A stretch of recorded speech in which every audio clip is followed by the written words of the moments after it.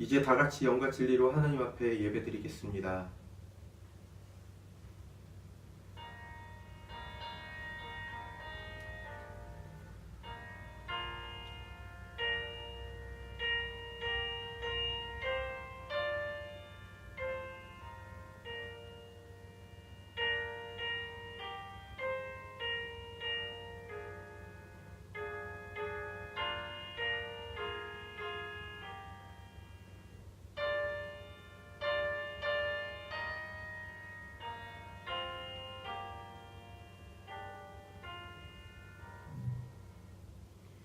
하나님은 사람들이 죄를 짓지 않도록 하십니다. 교만하지 않도록 하십니다.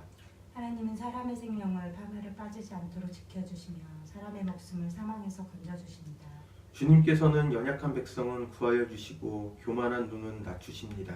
사람이 오만하면 낮아질 것이고 마음이 겸손하면 영예를 얻을 것입니다. 아멘. 찬송과 영광과 지혜와 감사와 존귀와 권능과 힘이 우리 하나님께 영원 무궁하도록 있습니다. 아멘.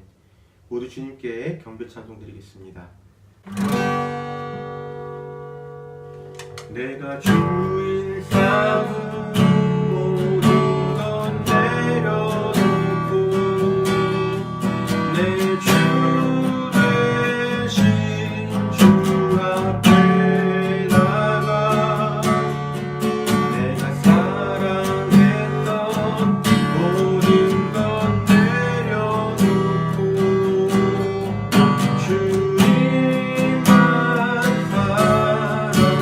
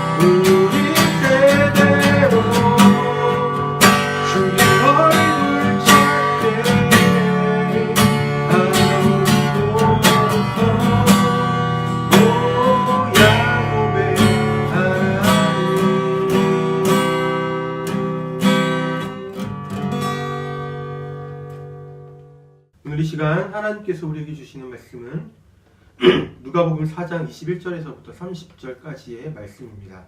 신약성경 90면에 있습니다. 제가 봉독할 때에 살아계신 하나님 아버지 음성 다 들으실 수 있기를 소원합니다. 예수께서 그들에게 말씀하셨다. 이 성경 말씀이 너희가 듣는 가운데서 오늘 이루어졌다. 사람들은 모두 감탄하고 그의 입에서 나오는 그 은혜로운 말씀에 놀라서 이 사람은 요셉의 아들이 아닌가 하고 말하였다. 그래서 예수께서 그들에게 말씀하셨다. 너희는 틀림없이 의사야 네 병이나 고쳐라 하는 속담을 내게다 끌어대면서 우리가 들은 대로 당신이 가버나움에서 했다는 모든 일을 여기 당신의 고향에서도 해보시오 하고 말하려고 한다. 예수께서 또 말씀하셨다. 내가 진정으로 너희에게 말한다. 아무 예언자도 자기 고향에서는 환영을 받지 못한다. 내가 진정으로 너희에게 말한다.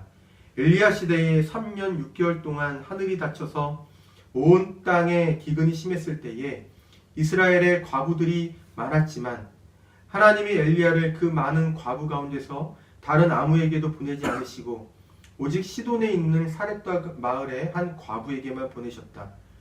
또 예언자 엘리사 시대에 이스라엘의 나병 환자가 많이 있었지만 그들 가운데서 아무도 고침을 받지 못하고 오직 시리아 사람 나아만만이 고침을 받았다. 회당에 모인 사람들은 이 말씀을 듣고서 모두 화가 잔뜩 났다. 그래서 그들은 들고 일어나 예수를 동네 밖으로 내쫓았다. 그들의 동네가 산 위에 있으므로 그들은 예수를 산 벼랑까지 끌고 가서 거기에서 밀쳐 떨어뜨리려고 하였다. 그러나 예수께서는 그들의 한가운데를 지나서 떠나가셨다. 아멘. 하나님께서 이 말씀을 통하여 우리에게 은혜 주시기를 원합니다. 예언으로 대하는 지혜라는 제목으로 오늘 주신 말씀을 통해 주신 은혜들을 나눠보고 싶어요. 오늘 설교는 먼저 이 본문 말씀의 내용을 해설하는 것으로 시작을 하고요. 이 본문 말씀이 그 누가복음에서와 그리고 가장 먼저 접했던 누가 공동체에게 어떠한 의미를 갖는가라는 것을 짧게 언급하고 마지막으로는 오늘 우리에게 깨우치는 교훈을 살펴보고자 합니다. 예수께서 그 고향인 나사렛에 오시기 전에 갈릴리 가버나움 지역에서 활동하실 때에 이미 그분에 관한 소문은 사람들에게 널리 퍼져 있었습니다. 바로 이 본문 앞에 이제 나오죠. 그분의 가르침과 그분의 사역이 사람들이 그때까지 경험하지 못했던 것들이었기 때문이죠. 그리고 마침내 예수께서 자라신 고향 나사렛에 오셨습니다. 안식일이 되고 회당장의 사전 요청에 따라서 회당에서 말씀을 읽으시고 그리고 설교를 하셨어요. 이사야서 61장 1절과 2절의 말씀을 읽으셨고요. 그리고 나서 하신 설교가 오늘 본문의 말씀의 시작은 21절입니다. 이 성경 말씀이 너희가 듣는 가운데서 오늘 이루어졌다. 예수께서는 이사야서 61장에 적힌 이 구절들을 읽으시면서 그 구절이 단순히 이사야에 의해서 예언된 예언자의 사명으로 인식하신 것이 아니라 바로 당신에게 주어진 사명으로 인식하셨어요. 하나님께서 당신에게 기대하시는 일 그리고 당신이 이제 앞으로 하시고자 하는 일로 인식하셨다라는 것이죠. 사람들은 예수님이 하신 이 은혜로운 말씀에 놀랍니다. 그들이 놀랐던 이유는 바로 이 말에 담겨 있어요. 이 사람은 요셉의 아들이 아닌가? 나사렛이라는 공간, 또 예수께서 어느 집 자식인지, 부모가 누구인지, 그가 어떻게 자라고 생활했는지를 훤히 알고 있는 사람들이 바로 예수께서 안식일 회당에서 그 예수님의 이야기를 듣던 사람들입니다. 따라서 이 사람은 요셉의 아들이 아닌가? 라고 말했던 그날 그곳에 있었던 사람들의 반응은 두 가지를 암시하고 있는 거예요. 하나는 가난한 목수의 아들이 어떻게 이렇게 은혜로운 말씀을 전할 수 있다는 말인가라는 이 놀라움이고, 다른 하나는 가난한 목수의 아들이라는 그 출신 배경이 갖는 불신입니다. 청중들의 반응에는 이 두 가지 놀라움과 불신이 뒤섞여 있는 거예요. 그날 예수께서도 그곳 사람들의 그 반응에서 그러한 분위기를 감지하셨습니다. 그래서 이렇게 말씀하시죠. 너희는 틀림없이 의사야. 너희 병이나 고쳐라 하는 속담을 내게다 끌어내면서 우리가 들은 대로 당신이 가버나움에서 했다는 모든 일을 여기 당신의 고향에서도 해보시오 하고 말하려고 한다. 예수님 당시의 유대 사회에는 의사야 네 병이나 고쳐라 라는 속담이 있었던 모양이에요. 의사는 환자를 치료하는 사람입니다. 환자의 상태를 진단해서 적절한 치료를 진행해야 하는 사람이 바로 의사죠. 그런데 환자를 치료하기 위해서 다가온 의사에게 환자의 가족이 이렇게 말을 합니다. 혹은 환자가 이렇게 말을 해요. 당신 병이나 고치세요. 이게 무슨 말입니까? 거절한다는 말이죠. 당신을 의사로 인정하지 않겠다라는 말입니다. 의사로서의 권위를 내가 인정하지 않겠다라는 말이에요. 예수께서 이 속담을 인용하셨다라는 것은 그때 거기에 있는 사람들이 이사야서를 읽으시고 그것을 당신의 사명으로 생각하신다. 하나님께서 당신에게 그러한 사명을 주셨다라고 말씀하시는 이 예수님을 그러한 일을 할 수 있는 사람으로 인정하지 않는 분위기를 예수께서 읽으셨기 때문입니다. 그들이 그것을 인정하기에는 예수님을 너무나 잘 알고 있었어요. 가난한 목수의 아들이고 정규 교육도 제대로 못 받은 사람이고 그런 것이죠. 우리는 예수님에 대해서 훤히 알고 있다고 생각하는 이 고향 사람들의 그러한 생각들이 예수님을 거절하고 예수님을 인정하지 못하게 만들었다라고 볼 수가 있어요. 정말 예수께서 이사야서에서 예언된 그 예언을 당신의 일로서 성취할 인물이라고 한다면 그들에게 더 놀랄 만한 일들을 보여줘야 됐죠. 많은 사람들을 일찍이 놀라게 했던 가버나움에서 하셨던 그와 같은 일들 말입니다. 하지만 예수께서는 그렇게 하지 않으시죠. 그 대신에 두 가지 일화, 이미 사람들 모두가 잘 알고 있는 구약의 두 인물들의 일화를 들려주십니다. 엘리야와 엘리사의 일화가 그것이었어요. 엘리야는 북왕국 이스라엘의 그 아합 왕 시대에 활동했던 예언자입니다. 아합 왕, 이 아합 왕은 여호와 하나님이 아니라 바알과 아세라 신을 섬기는 데 열을 올렸던 인물이었어요. 그의 통치 시기에 여호와 하나님을 섬기는 많은 선지자들이 죽임을 당하거나 숨죽이며 살아야 했습니다. 그때 북이스라엘의 가뭄이 아주 오랜 기간 동안 지속이 됩니다. 그래서 많은 사람들이 아사하게 돼요. 굶어 죽게 돼요. 그리고 그 당시 남편을 잃은 과부들이 많이 생겨났다고 해요. 하지만 엘리야는 북이스라엘이 아니라 페니키아 지역의 사렙다 마을이라는 곳으로 가서 거기에 사는 한 과부에게로 가서 그 사람을 구제해 줍니다. 왜냐하면 하나님께서 엘리야에게 그렇게 하라고 명하셨기 때문에 그래요. 당시 북이스라엘에도 수많은 과부들이 많이 있었지만, 어려운 과부들이 많이 있었지만 북이스라엘에 아니라 보내신 것이 아니라 페니키아의 한 사렙다 마을이라는 작은 마을에, 그것도 한 과부에게 엘리야를 보내셨다는 것이죠. 똑같은 어려움에 처했다면 당연히 자기 백성에게 먼저 구원자를 보내셔서 구원하시는 것이 선택받은 민족이라는 자신들의 정체성에서 볼 때에 마땅한, 아주 정당한 하나님의 처사일 것인데, 이러한 그들의 기대와는 달리 하나님은 북이스라엘이 아니라 이방인에게 엘리야를 보내시고 저를 구제하셨다는 것이죠.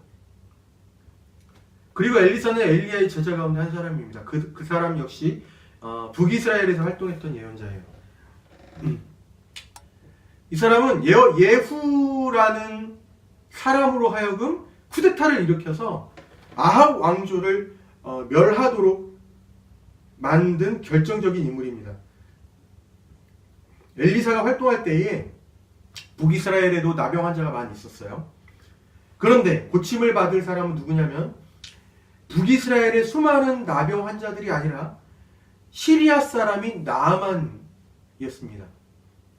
이 일화 역시도 선택받은 민족이라는 정체성에서 볼 때에 도저히 받아들일 수 없는 하나님의 처사라는 거예요.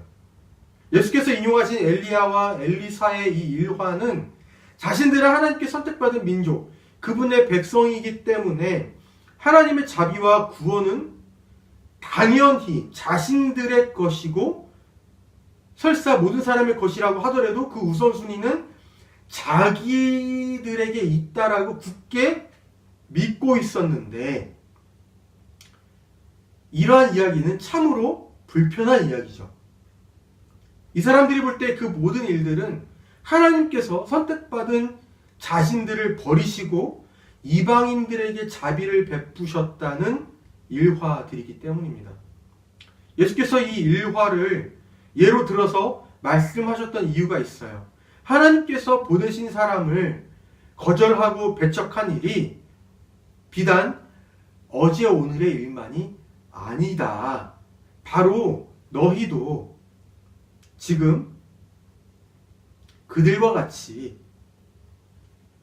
하나님께서 보내신 나를 거절하고 배척하고 있다라고 사실 말씀하고 있는 것이거든요.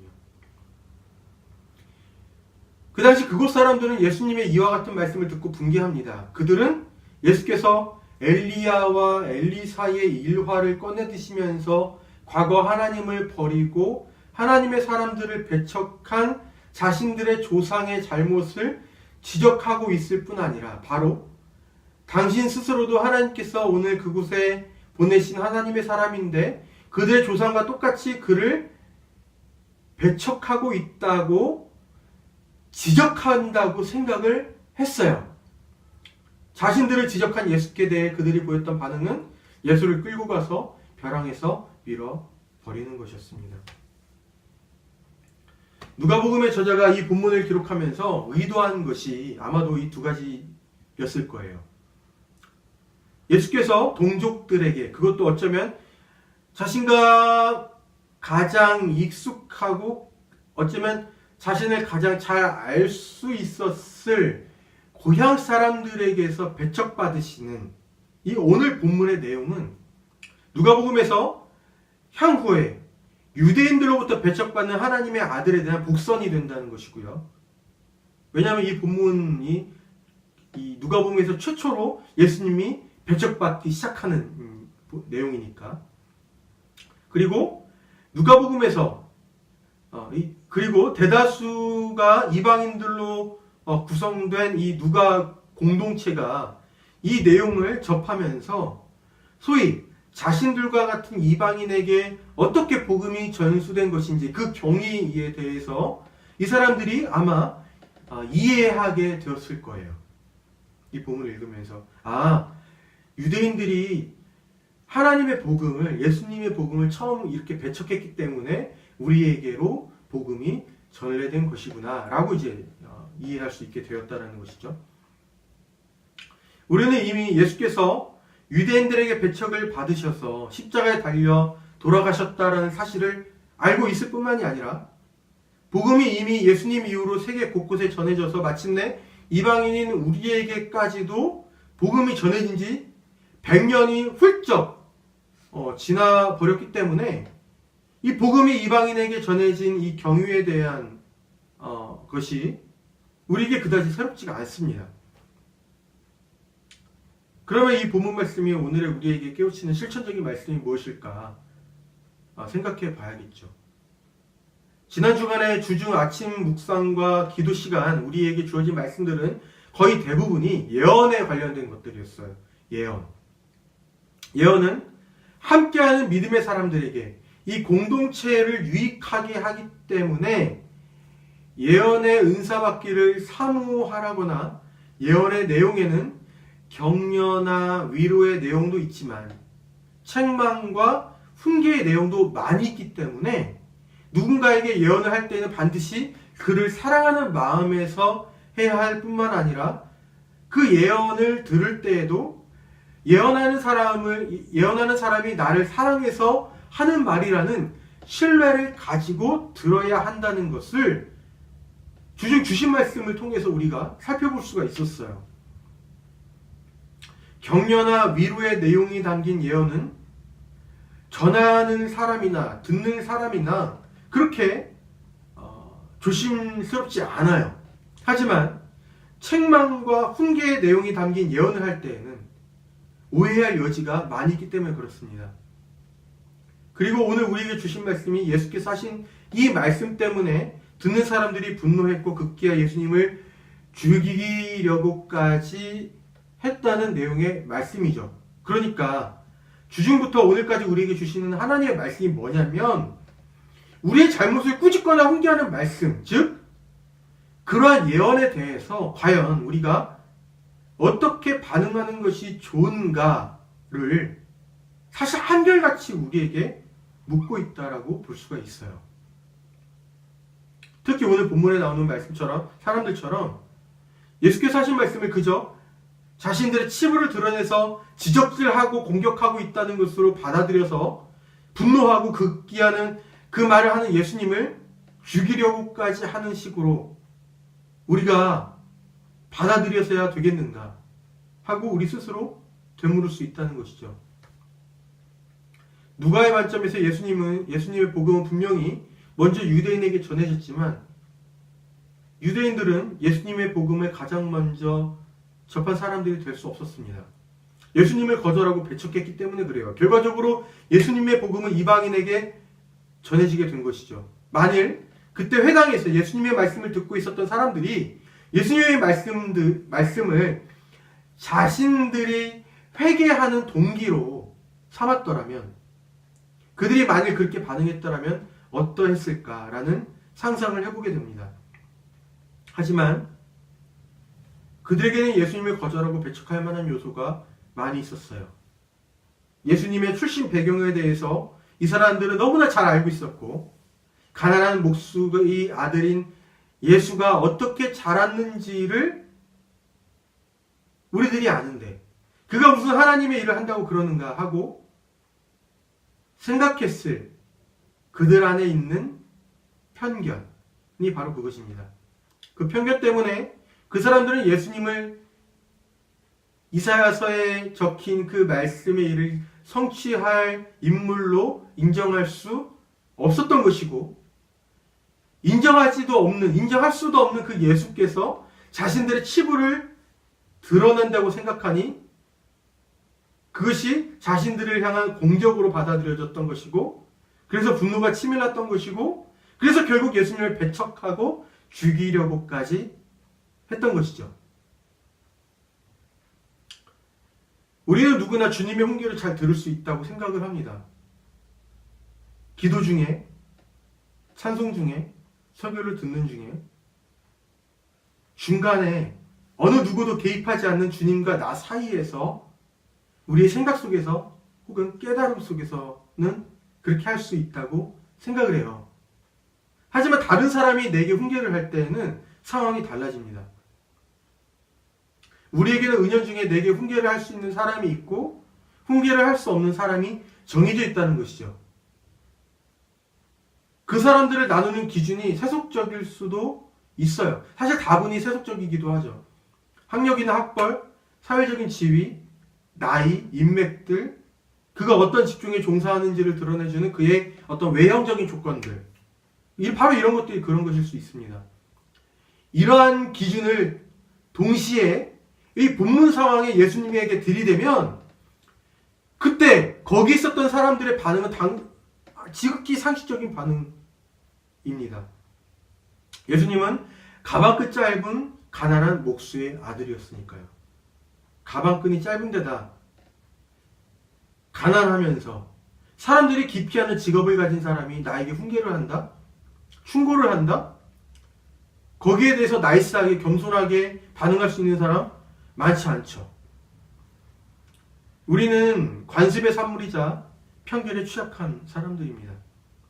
그래서 하나님께서 훈계를 하시거들랑 다른 사람들의 입을 통해서가 아니라 우리가 하나님에게 기도하는 중에 은밀하게 내게 말씀해 주시기를 바라죠. 그리고 솔직히 말해서 이왕이면 정말 그랬으면 좋겠습니다. 하지만 심각한 문제는 하나님께서는 공동체 안에 사람을 통해서도 주님의 진리를 말씀하시고 내가 주의 깊게 새겨 들어야 할 교훈을 말씀하신다는 것이죠. 이게 아주 심각한 문제예요. 우리에게 있어서. 때로 아주 뼈저리게 자존심 상하게 말입니다. 바로 그 지점, 바로 그때가 우리가 반드시 극복해야 할 순간이고 우리의 귀가 부드러워져야 할 때일 것 같습니다. 그때 우리에게 가장 필요한 것이 바로 겸손이라는 덕목일 것이겠죠. 그래서 잠언의 지혜자는 이렇게 말합니다. 교만한 사람에게는 수치가 따르지만 겸손한 사람에게는 지혜가 따른다. 교만에서는 다툼만 일어날 뿐이다. 지혜 있는 사람은 충고를 받아들인다. 지혜 있는 사람은 사람의 말에서 하나님의 음성을 들을 수가 있다는 거예요. 그것이 자신을 소위 뼈 때리는 말일지라도 겸손하게 받아들여서 자신을 돌아보고 더욱 성숙하게 하는 데까지 나아간다는 것이죠. 이제 말씀을 맺겠습니다. 우리는 사람들과 어울려서 살아갑니다. 그리고 하나님께서 우리에게 공동체를 주셨어요. 믿음의 공동체 안에서 우리는 훈련받고 성숙해 가지요. 그런데 하나님은 사람을 통해서 우리에게 말씀하십니다. 그것이 예언이에요. 때에 맞는 위로와 격려로서 우리를 만나기도 하시지만 때로는 뼈아픈 훈계와 책망으로 주님의 사랑을 우리에게 나타내기도 하신다는 거예요. 그래서 우리가 뛰어넘어야 할 것이 반드시 있다는 것입니다. 사람을 바라보는 세속적인 관점, 그 기준들을 자꾸자꾸 우리에게서 덜어내야 한다는 것이죠. 하나님은 세상에서 존경받는 사람들을 통해서도 우리에게 말씀하시지만 때로는 세상에서 별 볼 일 없는 사람을 통해서도 말씀하실 수 있기 때문입니다. 편견은 결코 유익하지 않아요. 그리고 우리는 겸손해야 합니다. 어느 누구나를 통해서든 어떻게 해서든지 하나님은 나에게 그것이 좋은 것이라면 옳은 길 가르쳐 주시기를 그치지 않으신다라는 믿음을 우리가 굳건히 지키면서 어느 누구나로부터 겸손하게 들을 수 있기를 추구해야 한다는 것이죠. 하나님께서 저 사람의 입을 통해서 나의 허물을 돌아보게 하시는구나. 나로 하여금 다시 온전한 길로 돌아가도록 하나님께서 예언해 주시는구나 라고 받아들일 수 있어야 한다는 것이죠. 하지만 솔직히 설교를 하는 저도 제가 가장 잘 못하는 것들을 지금 말씀드리고 있어요. 정말 어려운 일이죠, 이것은. 그래도 바로 이 길이 우리가 가야 할 길이라고 말하고 싶어요. 주신 하나님 아버지께서 그만한 은총을, 그렇게 할 수 있는 은총을 우리에게 더해 주시기를 빕니다. 기도하겠습니다. 주님, 저희에게 사람을 바라보는 세속적인 관점들이 무엇인지 가르쳐 주십시오. 그것이 사람을 가르는 판단 기준이 되지 않도록 자꾸자꾸 벗어내고자 합니다. 주님, 저희를 향한 주님의 사랑은 영원합니다. 주님은 늘 자녀가 옳은 길 가기를 기대하시면서 때로는 격려와 위로도 하시지만 훈계와 책망도 하심을 알고 있습니다. 사람을 통해서 훈계와 책망이 저희에게 들려올 때에 저희가 주님께서 주시는 말씀으로 잘 들을 수 있도록 저희에게 겸손함을 배우고 잘 익히도록 인도하여 주십시오. 예수님의 이름으로 기도합니다. 아멘. 아침에 나로 주의 인자한 말씀을 듣게 하소서. 내가 주를 외합니다. 나의 다닐 길을 인도하소서. 내가 내 영혼을 주께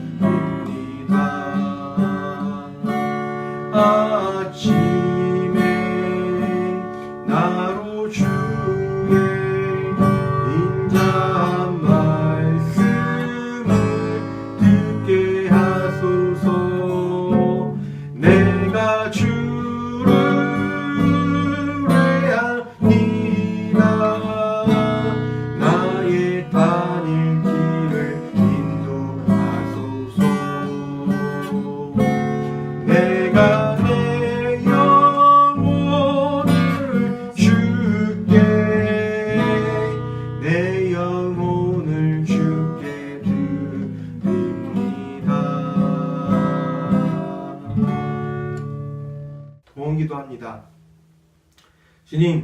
주님께서 저에게 주신 것들 가운데 일부를 주님 앞에 드립니다. 땅을 바라보면서 마치 이 땅의 메인 사람처럼 살아가지 않게 하시고 늘 하늘을 바라보며 하나님의 사람으로서 살아가도록 인도하여 주십시오. 주님, 우리는 교회에 예물을 드리는 이들의 삶과 그 마음을 살펴주셔서 저들이 나누고 베푸는 일에 어렵지 않도록 채워주시고 교회에 드려진 이 예물이 하나님의 사랑이 필요한 곳에 아름답고 적절하게 잘 사용되도록 인도하여 주십시오. 감사드리며 예수님의 이름으로 기도드립니다. 아멘. 하루하루 건강하고 행복하게 살아갈 수 있기를 빕니다. 구정이 이제 내일부터 시작되죠. 모두들 안전하게 잘 다녀오시고요. 이 기간 동안에 주중 아침 묵상과 기도는 쉽니다. 우리는 교회 주일 공동체 예배는 주일 오전 11시 이곳에서 모여드리고 있습니다. 이번 주간에는 임상순 정경화 선교사님 가정에 이 땅에 남겨진 가족들에게 하나님의 위로가 전해지기를 위해서 기도해 주세요. 명절 때마다 제일 힘든 사람들은 이 땅에 있는 외국인 노동자들, 그리고 또 타국에 파송된 선교사님들, 그리고 또 파송한 가족들일 것 같습니다. 이 사람들에게 하나님의 위로가 전해지길 위해서 기도해 주시면 좋을 것 같아요. 이제 다 같이 파송 찬양 송을 부르시고 세상으로 나아가도록 하겠습니다.